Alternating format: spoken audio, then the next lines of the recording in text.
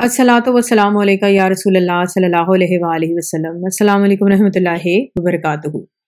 आज निज़ामी बंसरी की video number 18 बयान करूंगी, जिसमें हज़रत ख्वाजा सैयद मोहम्मद अपने नाना हज़रत शेखुल आलम बाबा फरीदुद्दीन गंजशक्कर रहमतुल्लाह अलैह के मुतल्लिक राजकुमार हरदेव को कुछ इस तरह से बयान करते हैं।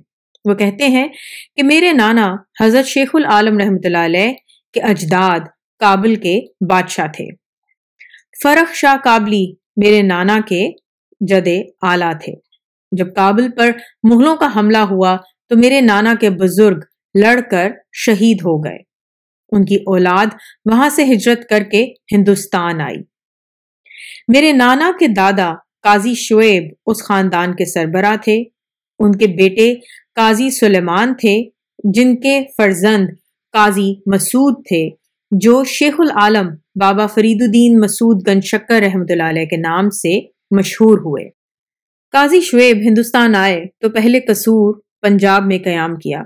शहर के काजी ने इस खानदान की खातिर मदारत की और बादशाह दिल्ली को आपके हिंदुस्तान आने की इत्तला दी। बादशाह ने कहला भेजा कि अगर वो मुगलों से काबुल वापस लेना चाहें तो मैं फौजी मदद मुहैया करूं, और अगर हिंदुस्तान में रहना है तो कोई मनसब या जागीर दी जाएगी। काजी साहब ने जवाब दिया कि जो चीज छिन गई इसे वापस लेने का ख्याल नहीं, अब सब्र और तवक्कल के साथ यहीं रहना चाहते हैं। तब बादशाह ने आपको कोठेवाल का काजी मुकर्रर कर दिया। कोठेवाल मुल्तान के करीब एक खूबसूरत शहर था। चुनाचा काजी शुएब खानदान के हमरा वहां आ गए। वहां आपके बेटे काजी सुलेमान जवानी में वफात पा गए और उनके बेटे मसूद छोटी उम्र में यतीम हो गए। उनकी वालदा ने बच्चे की तालीम और तरबियत शुरू की। नमाज की पाबंदी कराने के लिए आपकी वालदा जानमाज के नीचे शक्कर की पुड़िया रख दिया करती और बेटे से कहा करती कि जो बच्चे नमाज पढ़ते हैं उन्हें जानमाज के नीचे शक्कर मिल जाती है। एक दिन वालदा शक्कर की पुड़िया रखना भूल गई। जब ख्याल आया तो घबरा कर बेटे से पूछा, मसूद तुमने नमाज पढ़ी या नहीं? आपने जवाब दिया, हाँ अम्मा, नमाज पढ़ ली और शक्कर की पुड़िया भी मिल गई। ये सुनकर वालदा को बहुत ताज्जुब हुआ। उन्हें ख्याल हुआ कि इस बच्चे की गैब से मदद होती है। उस वक्त से हजरत को शक्करगंज कहना शुरू किया, जो आज तक मशहूर है। वालदा ने आपको कोठेवाल में बहुत अच्छी तालीम दिलवाई। मजीद तालीम के लिए आपको मुल्तान भेजा गया। वहां बड़े बड़े नामी गरामी उल्मा दर्स दिया करते थे। आप एक मस्जिद में रहकर तालीम हासिल करते थे। दिन नहायत उसरत और तंगी से गुजरते थे। आप एक दिन मस्जिद में किताब का मुताला कर रहे थे कि एक दरवेश वहां आए।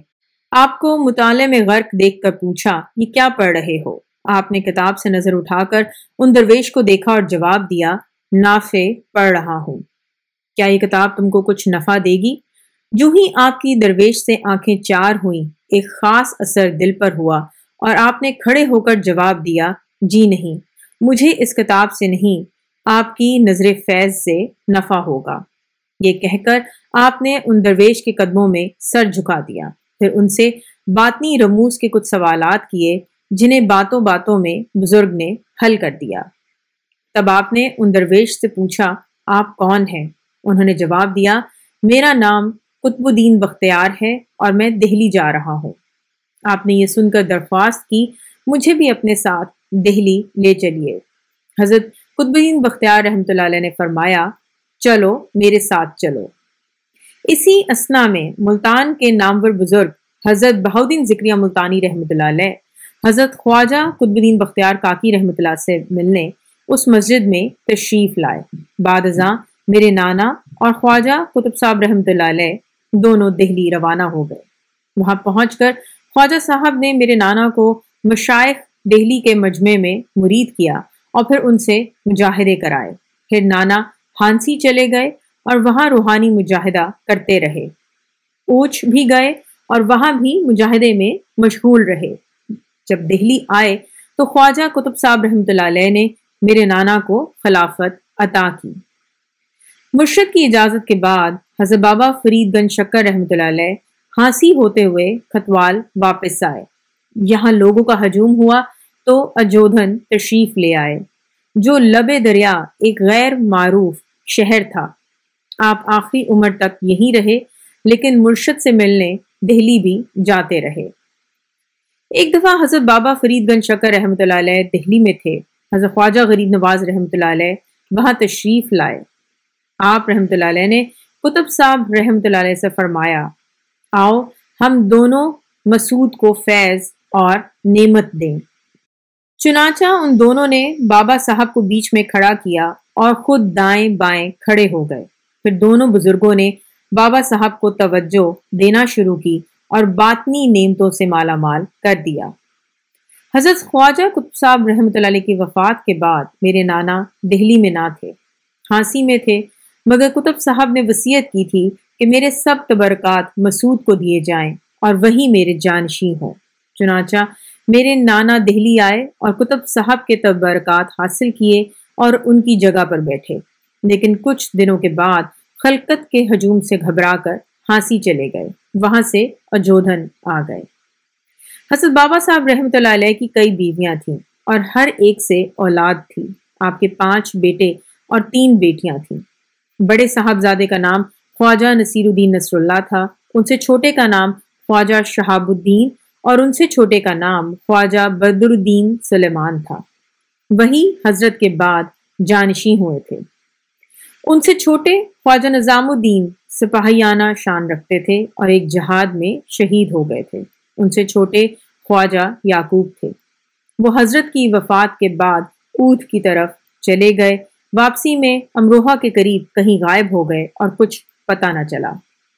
حضرت بابا صاحب رحمۃ اللہ علیہ کی صاحبزادیوں میں بڑی کا نام مستورہ تھا، ان سے چھوٹی شریفہ اور سب سے چھوٹی فاطمہ تھیں جو میری والدہ تھی۔ حضرت بابا صاحب رحمۃ اللہ علیہ کو اہل و عیال کی کثرت خدا سے غافل نہیں کرتی تھی۔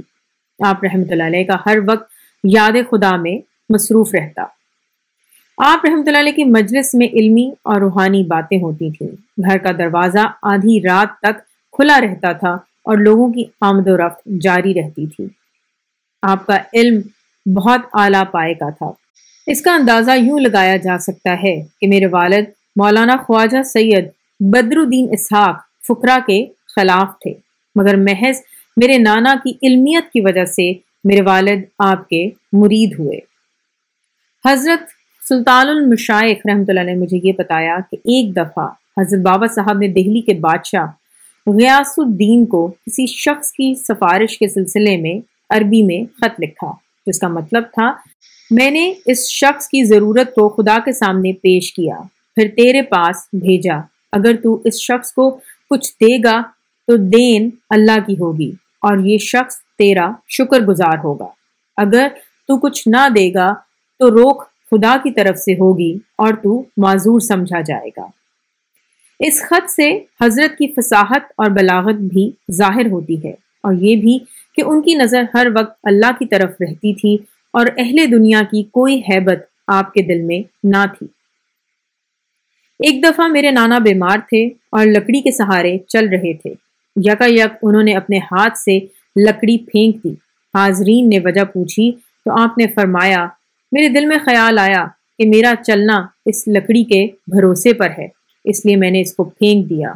انسان کا بھروسہ صرف اللہ ہی پر ہونا چاہیے۔ انشاءاللہ حضرت بابا فرید رحمۃ اللہ علیہ کے متعلق کچھ اور بھی بیان کروں گی نیکسٹ ویڈیو 19 میں۔ اپنا خیال رکھیں۔ الصلاۃ والسلام علیکہ یا رسول اللہ صلی اللہ علیہ وآلہ وسلم۔ السلام علیکم ورحمۃ اللہ وبرکاتہ۔